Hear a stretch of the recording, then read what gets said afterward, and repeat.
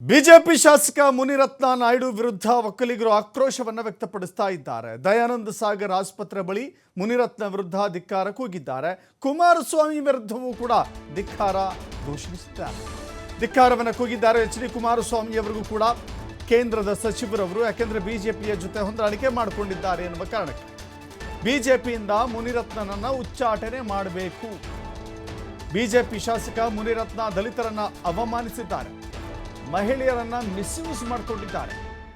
ಮುನಿರತ್ನ ವಿರುದ್ಧ ಕ್ರಮ ಆಗಬೇಕು ಅಂತ ಹೇಳಿ ಆಗ್ರಹಪಡಿಸಿದ್ದಾರೆ. ಇವತ್ತು ಪ್ರತಿಭಟನೆಯನ್ನು ಕೂಡ ಮಾಡಿದ್ದಾರೆ.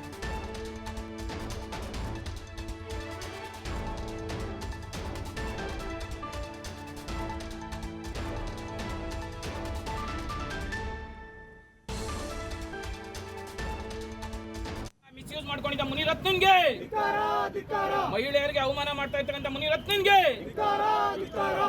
ಅವಮಾನ ಮಾಡಿದ ಮುನಿರತ್ನನ್ಗೆ ಒಕ್ಕಲಿಗರು ದಲಿತರನ್ನ ನಿಂದಿಸಿದ್ರು ಕೂಡ ಬಿಜೆಪಿ ಪರವಾಗಿ ವಹಿಸ್ಕೊತಾ ಇರ್ತಕ್ಕಂಥ ಶಾಸಕರಿಗೆ ಮಾಡಿದ ಮುನಿರತ್ನನ್ಗೆ ಒಕ್ಕಲಿಗರು ದಲಿತರಿಗೆ ಅವಮಾನ ಮಾಡಿದ ಮುನಿರತ್ನನ್ಗೆ ಹೆಣ್ಮಕ್ಳುಗಳನ್ನ ಮಿಸ್ಯೂಸ್ ಮಾಡ್ಕೊಂಡಿದ್ದ ಮುನಿರತ್ನನ್ಗೆ ಮಹಿಳೆಯರಿಗೆ ಅವಮಾನ ಮಾಡ್ತಾ ಇರ್ತಕ್ಕಂಥ ಮುನಿರತ್ನನ್ಗೆ ಅವಮಾನ ಮಾಡಿದ ಮುನಿರತ್ನನ್ಗೆ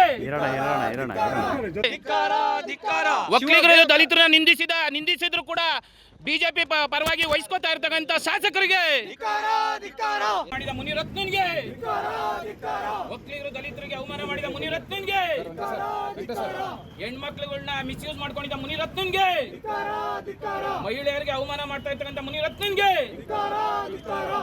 ಅವಮಾನ ಮಾಡಿದ ಮುನಿರತ್ನನ್ಗೆ ನಾವೇನು ಹೇಳ್ತೀವಿ ಅಂದ್ರೆ ಅವರು ಒಕ್ಕಲಿಗರ ಬಗ್ಗೆ ಅಷ್ಟು ಹೀನಾಯವಾಗಿ ಮಾತಾಡಬಾರ್ದು. ಒಕ್ಕಲಿಗರು ಅಂದ್ರೆ ಏನಂತ ತಿಳ್ಕೊಬಿಟ್ಟಿದ್ದಾರೆ. ಅವ್ರನ್ನ ನಿಂದಿಸಿದ್ರು ಕೂಡ ಅವ್ರು ಬಿಜೆಪಿ ಶಾಸಕರುಗಳು ಸಮರ್ಥಿಸ್ಕೋತಾರೆ. ಅವರು ಕೂಡ ಅಶೋಕ್ ಇರ್ಬೋದು, ಆರ್ ಅಶೋಕ್ ಇರ್ಬೋದು, ಅಶ್ವಥ್ ನಾರಾಯಣ್ ಇರ್ಬೋದು, ಅವರೆಲ್ಲ ಏನು ಮಾಡ್ತಾ ಇದ್ದಾರೆ? ಆಗಲೇ ಒಕ್ಕಲಿಗರು ಜನಕ್ಕೆ ಅವಮಾನ ಆಯ್ತಾ ಇದ್ರು ಕೂಡ ನೋಡ್ಕೊಂಡು ಸುಮ್ಮನೆ ಇದ್ದಾರೆ ಅವರು. ಕುಮಾರಸ್ವಾಮಿ ಅವ್ರು ಏನು ಮಾಡ್ತಾ ಇದ್ದಾರೆ? 20 ವರ್ಷ ಅವ್ರನ್ನ ನಾವು ಶಾಸಕರು ಮಾಡಿದ್ದೀವಿ. ಇಲ್ಲಿ ನಮಗೆ ಅವಮಾನ ಆಯ್ತಾ ಇದೆ. ದಲಿತರಿದ್ದಾರೆ, ಅಣ್ಣ ತಮ್ಮದಿರ ಥರ ಬದುಕ್ತಾ ಇದ್ದೀವಿ. ನಮ್ಮಲ್ಲಿ ದಲಿತರು ಕೂಡ ಒಕ್ಕಲಿಗರು ಎಲ್ಲರೂ ಕೂಡ ಅಣ್ಣ ತಮ್ಮದಿರ ಥರ ಬದುಕ್ತಾ ಇದ್ದೀವಿ. ಅವ್ರಿಗೆ ಅವಮಾನ ಆಗಿದೆ. ಎಲ್ಲರೂ ಒಂದು ಧ್ವನಿ ಎತ್ತುತ್ತಾ ಇದ್ದಾರಾ? ಬಿಜೆಪಿ ದಳದ ಶಾಸಕರು ಯಾರು ಧ್ವನಿ ಎತ್ತುತ್ತಾ ಇದ್ದಾರಾ? ಎಲ್ಲರೂ ಅವ್ರದ್ದು ಸಮರ್ಥಿಸ್ಕೊಳಕ್ಕೆ ನೋಡ್ತಾ ಇದ್ದಾರೆ ಹೊರತಾಗಿ ನಮ್ಮ ಜನಾಂಗಗಳಿಗೆ ಮತ್ತು ದಲಿತರಿಗೆ ಅವಮಾನ ಮಾಡಿದ್ರು ಕೂಡ ಅವ್ರನ್ನ ಇನ್ನೂ ಅಮಾನತ್ ಮಾಡ್ದಿರ ಬಿಜೆಪಿನಲ್ಲಿ ಏನು ಮಾಡ್ತಾ ಇದ್ದಾರೆ ಅವರು?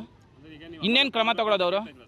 ಅಮಾನತ್ ಮಾಡಲೇಬೇಕು. ಇವರು ಅಮಾನತ್ ಮಾಡಲಿಲ್ಲ ಅಂದರೆ ಅವ್ರು ಬಿಜೆಪಿ ಶಾಸಕರು ಎಲ್ಲಿ ಶಿಸ್ತಿದೆ ಅವರಲ್ಲಿ? ಮತ್ತೆ ಕೇಳೋದು ನಾವು, ಬಿಜೆಪಿಲಿ ಎಲ್ಲಿ ಶಿಸ್ತಿದೆ?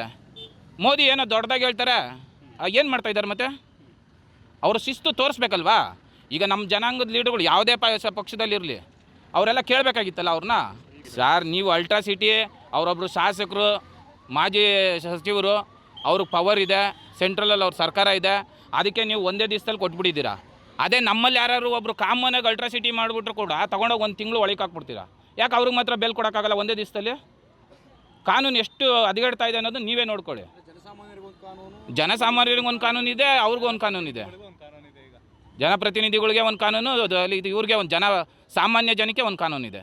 ಬಟ್ ನಾವು ಹೇಳೋದೇನೆಂದರೆ ಅವರು ತುಂಬ ಕೀಳು ಮಟ್ಟದಲ್ಲಿ ಮಾತಾಡಿದ್ದಾರೆ. ಒಕ್ಕಲಿಗಿರ್ಬೋದು, ದಲಿತರಿಗೆ ಇನ್ನೂ ಕೀಳು ಮಟ್ಟದಲ್ಲಿ ಮಾತಾಡ್ತಾ ಇದ್ದಾರೆ. ಆ ಛಲವಾದಿ ನಾರಾಯಣ ಸ್ವಾಮಿ ಅವರು ಇದ್ದಾರಲ್ಲ, ಅವ್ರು ಬಿಜೆಪಿ ಇದರಲ್ಲಿ ಅವರು ದಲಿತರೇ ತಾನೆ. ಅವ್ರು ದಲಿತರ ಬಗ್ಗೆ ಅಷ್ಟು ಕೀಳಾಗಿ ಮಾತಾಡಿದ್ರು.